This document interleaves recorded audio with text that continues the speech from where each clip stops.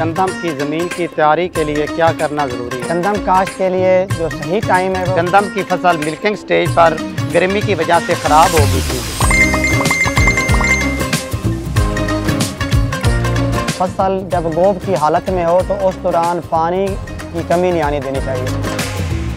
तो मैं 15 मिनट आरे कोड़ो देता हूँ, रख लो। हाँ जी, क्या हाल है? ठीक है। एंगरो कहानियों में खुश आमदीद। हम आपको यहाँ हर सवाल का जवाब बताएंगे। जी, मैं आपको इस गंदम के मसला के बारे में बताता हूँ जनाब। जी, मेरा नाम मोहम्मद अजीम तराना है। मैं तहसील तांदलेवाला ज़िला फैसलाबाद का एक ज़िम्मेदार हूँ। मेरी यहाँ फैमिली का 425 एकड़ का ज़िम्मेदारा है। तो मैं गुज़श्ता 28 साल से काश्तकारी कर रहा हूँ। मेरी जो यहाँ फसलें काश्ता हैं वो उनमें गन्ना, गंदम, धान और मकई शामिल हैं। जी, देखते हैं आज के सवालात और दोस्त क्या पूछते हैं। बखर से सजाद हुसैन साहब पूछते हैं कि गंदम की फसल की बिजाई शुरू होने वाली है, उसके लिए बीज की सिलेक्शन और इसके लिए क्या इक़दाम होने चाहिए? जी, गंदम की बिजाई के लिए सबसे पहले तो अच्छे बीज का इंतखाब होना ज़रूरी है। उसके लिए हुकूमती इदारों से तस्दीक शुदा मेयारी बीज इस्तेमाल करना चाहिए। जिन काश्तकार भाइयों के पास अपना घर का बीज है उनको भी चाहिए कि साफ़ सुथरा करके ग्रेडेड बीज इस्तेमाल करें और उसके लिए बार वक्त काश्त साफ़ सुथरे बीज का होना बहुत ज़रूरी है। इसमें एक और अहम बात है कि अगर आप अच्छा और मेयारी बीज इस्तेमाल करेंगे तो आपके पौधों की तादाद मुनासिब होगी और इसमें आपकी पैदावार में खातिर खा इज़ाफ़ा होगा। जंग से मुबीन भट्टी साहब पूछते हैं कि बीज भी महंगा है और खादें भी महंगी हैं, गंदम की अच्छी पैदावार के लिए काश्तकार को क्या करना चाहिए? मुबीन साहब, अच्छी पैदावार के लिए खादों का फसल में डालना बहुत ज़रूरी है। अगर हमने अच्छी पैदावार लेनी है तो खादें तो डालना पड़ेगी।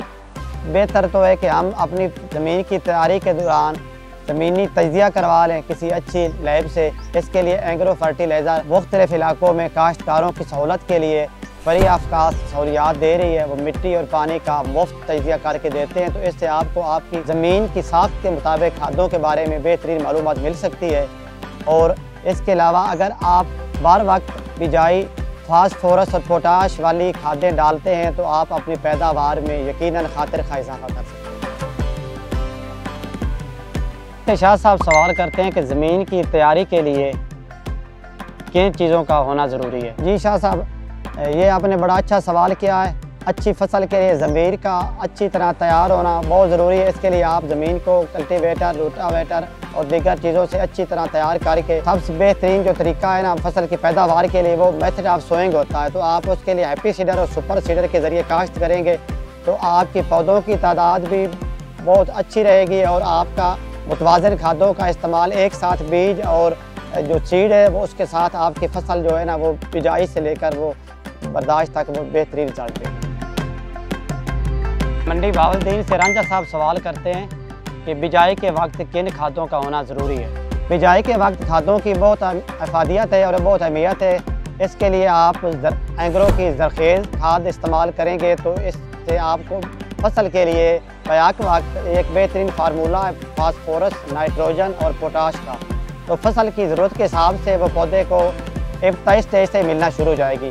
आप वक्त बिजाई एग्रो की एक नई प्रोडक्ट अभी लॉन्च हुई है, फास्फोरस का बेहतरीन सोर्स है TSP। वो TSP इस्तेमाल कर सकते हैं, साथ आप एग्रो के SOP इस्तेमाल कर सकते हैं। तो इससे आप बिजाई के बीज के साथ साथ खादों का बेहतरीन इस्तेमाल करके अपनी फसल को मुनाफा बख्श बना सकते हैं। भावलपुर से रफ़ीक अहमद साहब सवाल करते हैं कि पहले और दूसरे पानी पे गंदम को किन खादों का इस्तेमाल ज़रूरी है? पहले पानी पे फसल को नाइट्रोजन की ज़रूरत होती है, तो उस दौरान अगर हम एग्रो का ज़बरदस्त यूरिया डालते हैं तो यूरिया के साथ साथ फसल को जिंक भी मुहैया होगी। इसमें बायो एक्टिव जिंक है। हालिया तहकीक से ये बात सामने आई है कि इंसानी ज़रूरत और फसल की ज़रूरत के लिए जिंक का किरदार बहुत अहमियत का हामिल अख्तियार कर गया है। तो दूसरे पानी पे अगर हम दूसरे पानी पे भी यकीनन नाइट्रोजन की ज़रूरत होती है, तो वहाँ पे हम एग्रो का सादा जो यूरिया वो डालते हैं तो नाइट्रोजन की फराहमी का जो तसलसल है ना वो फसल के लिए जारी रहता है। और इससे जो है ना आपकी फसल का जो झाड़ है वो बड़ा बेहतरीन बनता है और फसल जो है ना वो बड़ी अच्छी तरह से ग्रोथ करती है।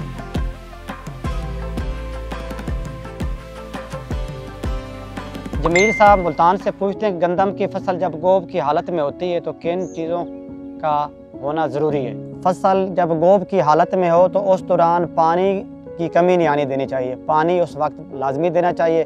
और काश्तकारों के तजर्बात से और नई तहकीक से ये बात सामने आई कि मौसमी तब्दीली के मसाइल से निपटने के लिए उस दौरान पोटाशियम का इस्तेमाल जो है वो बहुत ज़रूरी है। हम उसके लिए एंग्रो की पावर पोटाश फर्टिगेट करते हैं, साथ अगर फसल को थोड़ी बहुत नाइट्रोजन की ज़रूरत भी हो तो वो भी उसमें मिक्स करके हम देते हैं। तो इससे फसल के दाना एक साइज़ का बनेगा, पैदावार अच्छी होगी और मौसमियाती तब्दीलियों के ख़िलाफ़ भी जो आपकी खाद वो ढाल का काम करेगी। साहिवाल से तारिक मसूद साहब पूछते हैं कि फसल की कटाई के दौरान किन बातों का ख्याल रखना ज़रूरी है। जी तारिक मसूद साहब, अगर आपकी थोड़ी फसल है तो आप उसको मैनुअल तरीके से हाथों से भी कटाई कर सकते हैं। इसके लिए आपको महकमाना जो सिफारिशात के साथ साथ मौसम की जो अपडेट है उस पर भी गहरी नज़र रखनी होगी। तो अगर आपकी बड़े फार्मिंग है तो आप मशीनाइज जो है हार्वेस्टिंग कर सकते हैं। उसके लिए आप कंबाइन हार्वेस्टर का इस्तेमाल कर सकते हैं। आप थोड़े टाइम में बेहतरीन तरीके से अपनी फसल जो है वो हार्वेस्ट कर सकते हैं और बेहतरीन तरीके से उसको संभाल सकते हैं। अगर आपको तूड़ी वगैरह का कोई मसला है तो आप उसके लिए स्ट्रॉ चॉपर का और जो तूड़ी वाली कंबाइन हार्वेस्टर है उसका इस्तेमाल भी कर सकते हैं। जो फसल बर्दाश्त के दौरान सबसे जो ज़्यादा अहम बात है वो फसल की बेहतर संभाल है। उसके लिए हम मौसम के हिसाब से जो तरीका अख्तियार करके अपनी फसल की बेहतरीन बर्दाश्त कर सकते हैं। काशिफ साहब चनियोर तो पूछते हैं गंदम की बिजाई का सही वक्त केड़ा है तो कितना बीज डालना चाहिए। जी काशिफ साहब, आप गंदम काश्त के लिए जो सही टाइम है वो 25 अक्टूबर से 20 नवंबर का है। वह वक्त काश्त आप साफ़ सुथरा तस्दीक शुदा 50 किलो बीज फी एकड़ इस्तेमाल कर सकते हैं। ये बात आप जहन में रखें कि लेट काश्त की सूरत में आपको बीज में भी 10 से 15 केजी फी एकड़ इजाफा करना पड़ेगा और यौमिया के हिसाब से आप जो है ना वो पैदावार में कमी का सबब बन रहे हैं। तो इसके लिए बेहतरीन तरीका है कि आप जो अपनी फसल है गंदम उसको टाइम से काश्त करें, वही आपकी अच्छी पैदावार की ज़मीन है। ज़ियाउल्लाह साहब कसूर तो पूछते हैं गंदम की फसल की अच्छी पैदावार वास्ते किहड़े सुनहरी असूल होने चाहिए।